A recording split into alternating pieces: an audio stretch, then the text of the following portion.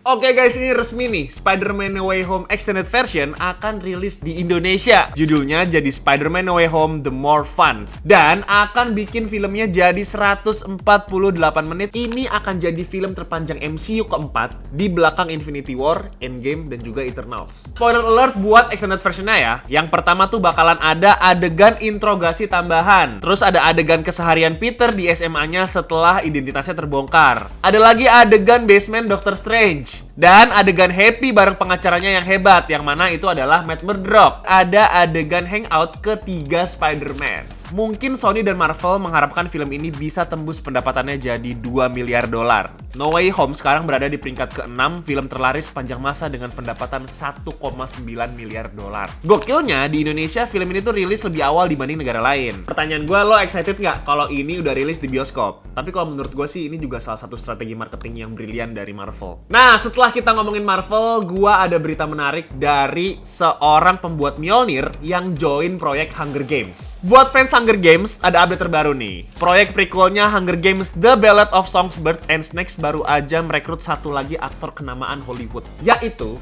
Peter Dinklage. Peter Dinklage akan memerankan karakter yang bernama Casca Highbottom, seorang dekan akademis sekaligus salah satu penciptanya Hunger Games. The Ballad of the Songbirds and Snakes akan berlatar 64 tahun sebelum waktu di film utamanya, mengisahkan tentang awal mula dilaksanakannya Hunger Games sebagai game mematikan yang syarat akan unsur politik. Selain Peter Dinklage, ada juga nih Tom Blythe yang akan memerankan karakter Coriolanus Snow versi muda. Peter Dinklage ini juga pernah nyiptain Sentinelnya X-Men, Mjolnirnya Thor, Infinity Gauntlet, sampai Stormbreaker. Oh iya, dia juga pernah jadi Hand of Queen-nya Daenerys di Game of Thrones sekaligus jadi orang yang nunjuk Bran the Broken sebagai Raja Seven Kingdom.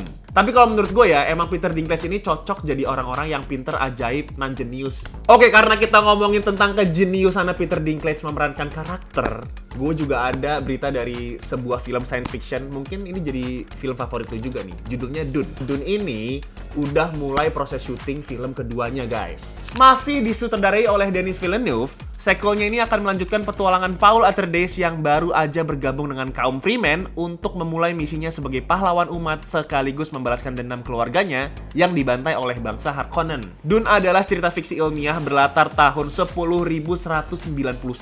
Masa di mana manusia telah bermukim di planet-planet lain dan membangun peradabannya sendiri. Manusia mengembangkan kemampuannya dengan berfokus ke kecerdasan alami dan kekuatan psikis. Di sini tuh karakter-karakternya kompleks dan konfliknya pelik banget. Lo bakal bingung mana yang baik dan mana yang buruk. Sayang banget sih, kemarin pas rilis di Indonesia hype-nya nggak terlalu tinggi. Tapi semoga sequelnya bisa lebih laku lagi. Nah kan, menurut gue Dune adalah salah satu film yang cukup berat bagi gue. Tapi gue ada trivia menarik juga nih buat yang berat-berat. Karakter Korg di film Thor Love and Thunder bercerita kepada Valkyrie proses kelahiran spesiesnya adalah dengan kedua ayahnya berpegangan tangan di atas sungai lava selama 1 bulan hingga akhirnya lahirlah itu Korg. Apa yang diceritakan Korg emang akurat dengan komik, yang mana ras Kronan semuanya adalah laki-laki. Kontradiktif dengan apa ya yang dijelasin di film Ragnarok di dialog awal antara Korg dan Thor. Korg menceritakan soal revolusi yang ingin dia mulai di planetnya.